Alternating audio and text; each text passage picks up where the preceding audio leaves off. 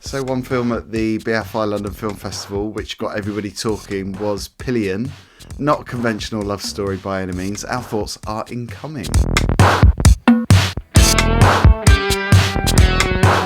Raj is here, and we're also joined by our friend Ian, aka DJ Cactus Head. How are you doing, Ian? Thank you. How are you guys doing? Yeah, we're good. Are you all right, Raj? Yeah, really good. So excited to talk about this film. It feels like it's been a hot minute since we saw it, so glad we can gather here today and wax poetic on it. Well, you've already seen it at London Film Festival. I couldn't see it at the festival, but Ian, you kindly invited me to the Out at Clapham screening with David Robson hosting, doing a brilliant job. Thank you very much for that. It was a good night out. But let's talk about it. So where do we begin with this? So probably a good place to start is, I suppose, the reaction that it's had. I mean, people are reacting to it, and I think it's fantastic. This film exists because it's shining a light on BDSM in a way that very few films have done before and done in this way. And if it gets people talking, then that's absolutely fantastic. And hopefully, it continues to be something that will elevate it and people will talk about it even more. You saw, Raj, I'm guessing, a lot of people dressing up for this in gimp masks and leather attire. No, not really. Not at the London Film Festival press screenings. It definitely was not like that, although it would have been way more interesting to see it in a crowd like that. But yeah, I really like what you said, Ian, about it, shining a spotlight on BDSM, because this is not your 50 Shades of Grey mainstream type of film. So yeah, when I've actually knew about this film for a long time. So when I saw that it was on the calendar for BFI London Film Festival, I circled it. That's the film I cannot miss. And I happily can say it was probably my favorite film of the whole festival. Actually, it surprised me in more ways than I thought it would. I mean, anything with Alexander Skarsgard is going to get my attention, but to see him really take on kind of a challenging role for anybody. It's certainly a very interesting script and a very interesting character. So I was super excited, and it very much lived up to my expectations and beyond. So it's written and directed by Harry Lighton, who we saw. He did a Q&A at the screening that we were at, Ian. It's his directorial debut, which is mind-blowing to think that it's his first film.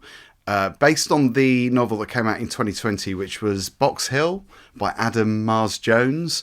It does kind of push the boundaries. It steps over the boundaries and it goes in there and tells quite a realistic story, I think, that a lot of people can relate to. But it stars Harry Melling. I mean, he's moved on, hasn't he? And he's actually done quite a lot of interesting projects recently. He was in The Queen's Gambit, which I thought was a really fantastic show. Actually, he was also in Michael Winterbottom's Shoshana last year, which was an underrated film that kind of went under the radar.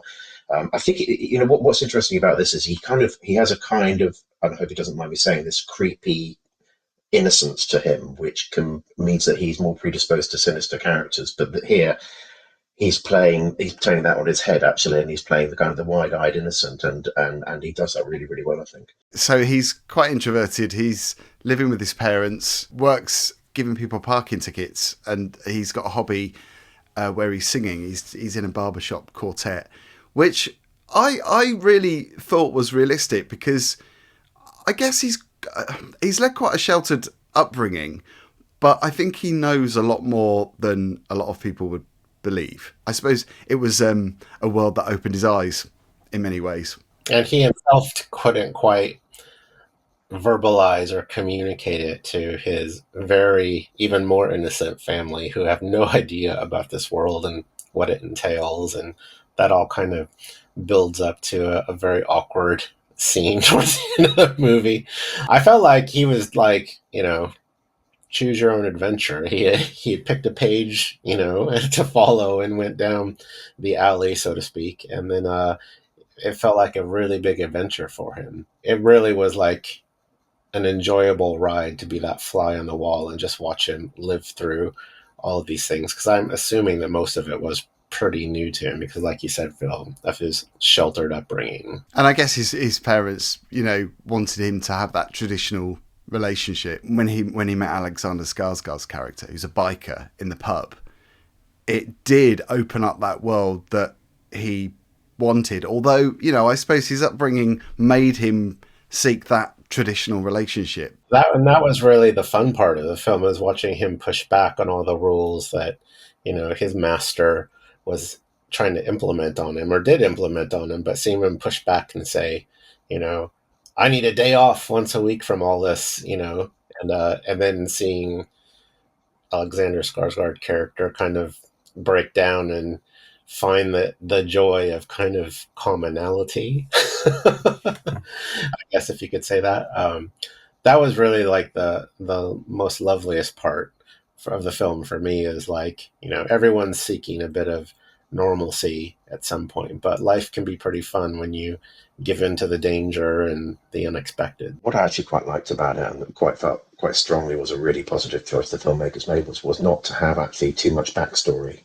For example, Alexander Skarsgård's character, there is no kind of emotional insight into why he behaves the way he does, and in terms of emotional change, then it's actually quite respectful, and it's not really about saying, you know, in a BDSM relationship there must be something wrong with you, or there must be a reason or a trauma behind that. It never really it delves into that. We never find out, for example, why he's got the names of three women tattooed on his chest. In a perhaps a more obvious film, you know, that would be there at the beginning, and then halfway through you go, well, actually, you know, this is why these names are here, but that never happens. And that's, I think, is a really important sign that the filmmaker is treating the world and the subject matter with respect. Yeah, absolutely. Because I know, well, obviously the writer director Harry's, you know, he's got an interest in that anyway. But I think he did his research really well. He spent, I think, the weekend with, you know, real life members of the Gay Bikers Motorcycle Club, who, you know, one of the guys was actually there in the Q&A. He was there answering questions. So I think you know, his heart is definitely in the right place with this film, and he wanted it to reflect something that was real and that wasn't, you know, kind of watered down, because it wasn't, I don't think. Did you think it felt quite realistic? Tonally, I thought it was strong in lots of ways, but I did find that some of the scenes were a little kind of clunky at times, because I think it is clearly trying to be a rom-com that turns its tropes on its heads and looks at each of the tropes and goes, well, actually, what would happen in this particular situation, and do something different. And that is kind of to be very much admired, and it works really, really well. But as a result, some scenes are paying so much kind of, they're on such a tightrope with that they end up being a little bit overwritten. But I'm not sort of trying to take too much away from the film, because it is such a grand endeavor. But some of it didn't ring incredibly true for me at times, which is a bit of a shame. And I guess it's difficult, isn't it, when you've got an audience that would appreciate it, because he spoke about this at the Q&A, didn't he? Is that, you know, he had that target audience in mind, but then it's a film that's being shown in cinemas, so you kind of, you know, you've got to think outside the box a little bit, and you've got to appeal to people that wouldn't necessarily know about the subject matter, maybe. I found it really interesting that it wasn't like set in London, where you think a film like this would be set in more of an urban environment, and it was, you know, set in a very small town or community that I've never even heard of before. I don't even know if it's a real place, but I grew up there. It's oh, really really? weird because, yeah, I grew up here because it was filmed in Kent in Sevenoaks, and Lullingstone Castle featured as well, and that's where I spent my formative years. My first 12 years was in but Kent. Can you ask yourself, you know, is there a real scene like that in those type of places? And I just thought that the way that they picked where to film it and the type of community that it was in was a very interesting choice. Maybe that's what made it a bit more raw, was that it wasn't like set in an urban environment. So yeah, totally. And I guess it's a bit more niche in that respect. Yeah, totally. Would it be fair to say that there's a kind of a Mike Leigh vibe to it as well? Just the kind of the banality of ordinary suburban life is kind of permeates the whole film in quite a funny way. And we've got, I mean, it's a great cast, isn't it? Alexander Skarsgård, Harry Melling, both I thought were really good in it. Really, you know, believable. Because I suppose when you've got that romantic element and the love story element, you've got to believe that they are actually, you know, falling for each other. I know, obviously, it's different with Alexander Skarsgård's character because he wanted a bit of distance. Harry Melling was, I suppose, longing for that more traditional relationship, I suppose. If you think about the ratio with each character, they're very different, aren't they? Because Alexander Skarsgård's, Ray, he's wanting those barriers. Just go back to the beginning, it's really incredible they got someone like Alexander Skarsgård on board with this film. He's like a 6'4", is it? Swede, with muscly Tom of Finland type. He's absolutely perfect for this role, and he jumps into it with such aplomb. I don't know how it could have worked with anyone else. And he's so kind of magnificent. He becomes a bit like a cipher, really, a representation of lots of things, which I think really works in the film as, kind of the establishment of a BDSM master and all the rules that are surrounding that. I think he represents it pretty well. Can we talk about Jake Shears as well from Sister Sisters, who plays, is it Kevin? I think he plays Kevin. His acting debut. I know he's been in Cabaret, but I think casting director invited him to be in the film, and I think he does a really good job. I actually was really impressed, seeing as we're not used to seeing him on the big screen. I think he played the part really well. It's not a massive role, but I thought he did a really good job. For me, it was like, a familiar face is already a part of my world, and it was really nice to see him just kind of let it all hang out and, do a role that's kind of really well suited for him, like almost fit the role a bit too perfectly, if you ask me. I agree. He felt very natural. It took me like a minute to clock that it was him, because he just seemed like, because as you know, obviously they surrounded themselves towards the latter part of the film with real members of the community, of the biker community, and that all felt very naturalistic and beautiful and representative. And he just sort of he melded amongst them. He was mixing across them, and you sort of, it took a second to realise, oh, hang on, that's Jake Shears. And yeah, I mean, without any spoilers, he certainly went into it with lots of energy. There was obviously not an outcry, but a lot of people were saying they were quite shocked when they saw this film. I guess they weren't necessarily maybe people that were used to seeing or seeing the subject matter on the big screen done in this way, because, like I said earlier, it doesn't shy away from treating that subject matter with the respect I think it deserves, because a lot of people wouldn't be used to necessarily seeing graphic detail, and it's pretty out there. I don't know whether you were shocked. It pushes the envelope quite a bit for any sort of mainstream film that I've seen in a while around this subject matter, and I think what is appreciated is that it is beautifully shot. Keeps a very nice, consistent tone. It feels, very earthy and natural, and a bit gritty and raw. Like, even just going back to the scenes in the parking lot where he's giving out his parking tickets, has that confrontation with the woman who gets a parking ticket. Like, everything about this film I just thoroughly enjoy. And I know I like a film when I'm just completely get lost in it and just even forget that I'm sitting in a movie theater and just witnessing it. So a lot of very fun surprises along the way too. Yeah, because there is a bit of comedy in there, and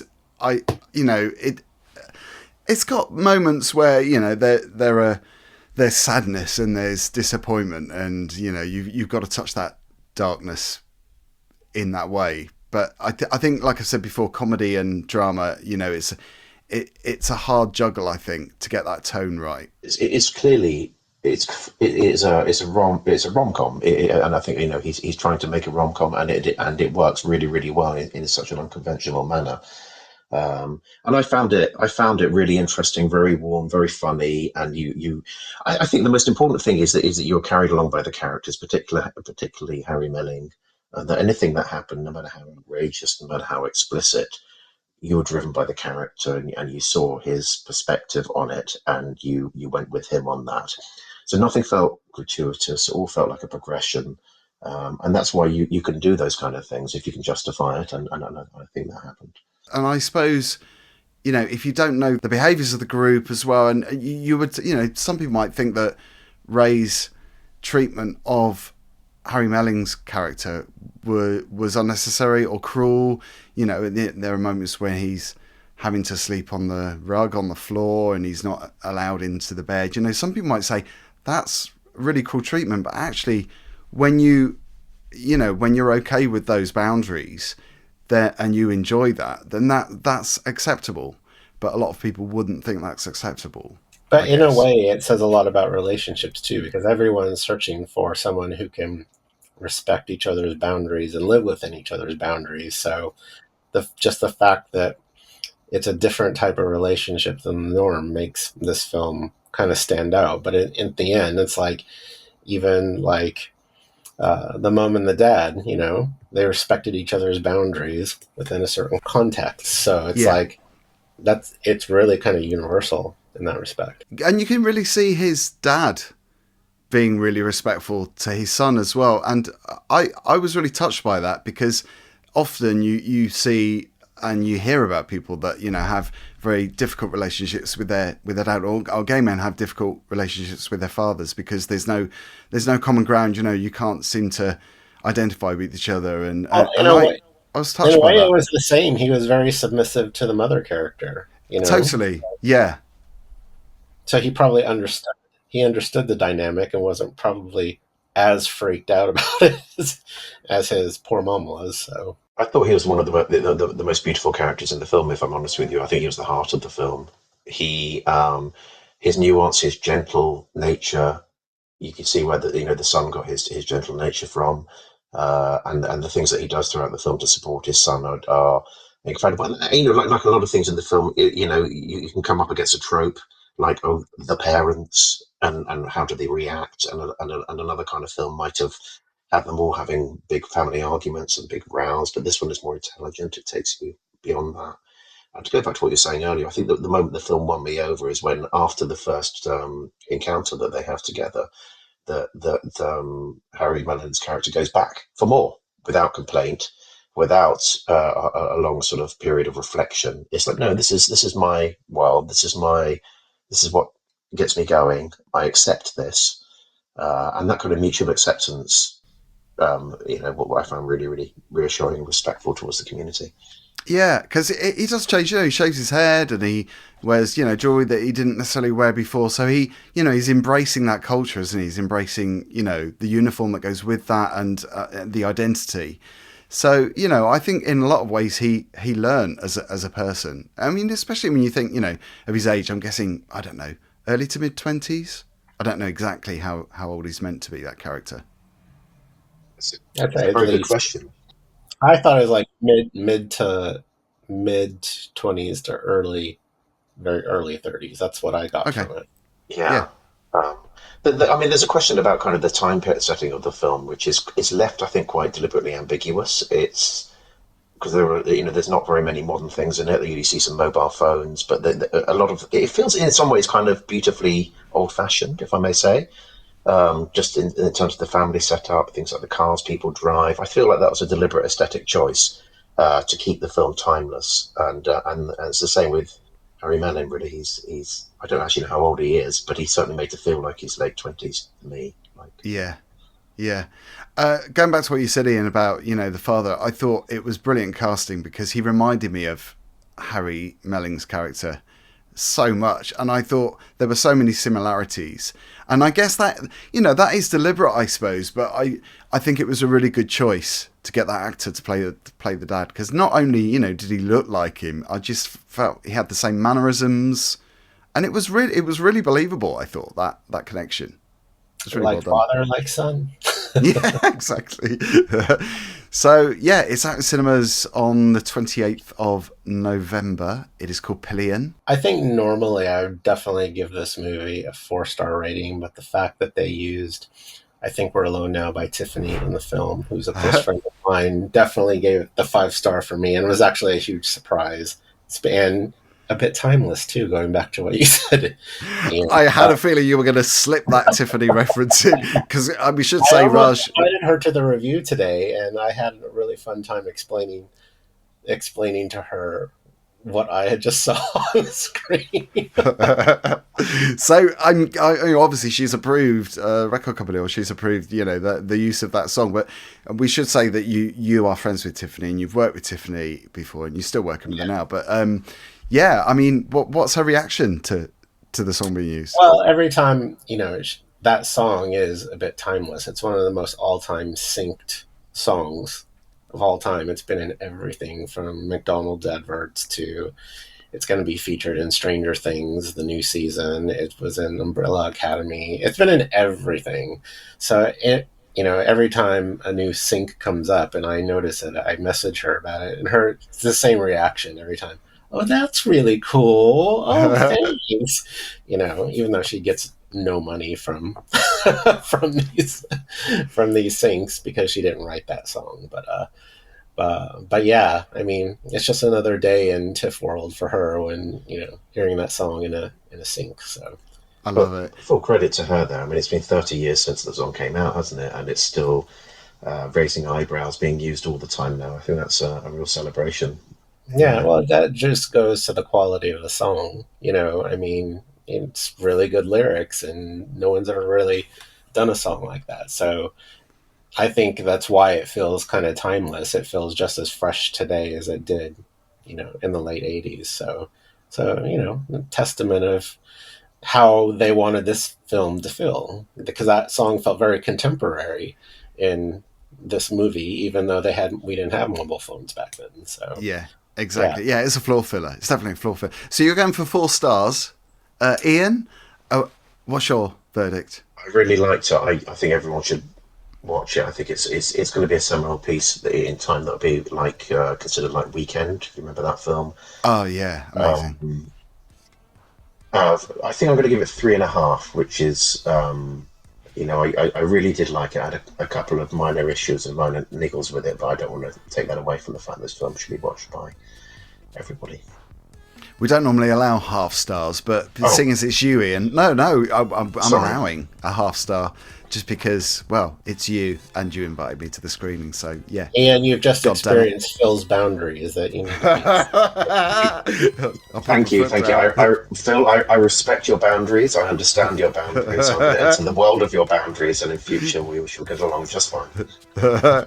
Well, I'm going for 4 stars. I thought it was really refreshing to see this story on the big screen, because I was trying to work out if I've seen a film that deals with this subject matter and these kind of relationships, because I think I don't know. Can you think of any films? I can't. Yeah, there's the Al Pacino film Cruising from Cruising 80. Yeah, I don't know whether it really dealt with, or maybe it does. I'm thinking more on the emotional side, because I guess that was quite... every once in a decade we get a movie like this. Yeah, it's absolutely, there isn't anything that is directly about this. All I can think of is something like one of Kenneth Anger's films from the 60s, like Scorpio Rising or something, but that's not really a narrative, that's more abstract. So yeah, I think that's why this film needs to be seen by everyone, and we need to do a film about pups next, because they get mentioned a bit in this film, but we need a full film about pups, I think. Yeah, well, when you think BDSM rom-com, is that okay? Well, now I think you can only think of this film, because I don't think when you lump all those genres into one film, there's nothing else. Take a second to think how difficult it must be to get a film that is a rom-com BDSM that tries to be mainstream with Hollywood stars in it made. Yeah. Then you have to give so much credit to Harry Lighton and his producing team, because honestly, congratulations for getting this film made. Yeah, definitely. Well, thank you so much, guys.